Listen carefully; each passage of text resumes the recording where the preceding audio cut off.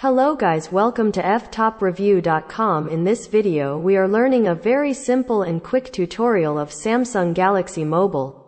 Please follow my steps to complete this tutorial.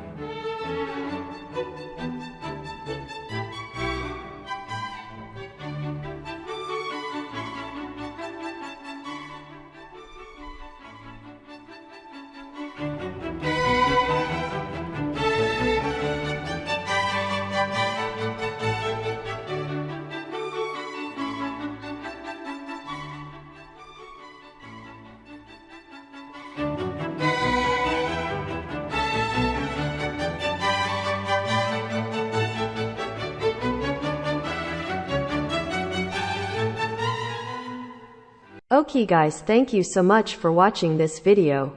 If you like this video, please like, comment and share with your friends. If you have any doubts about this video, or if you need any kind of tutorial related Samsung Galaxy Mobile, please leave a comment below. I will reply to your comments as soon as possible. Don't forget to subscribe my channel to getting more video updates. Thank you. Have a nice day.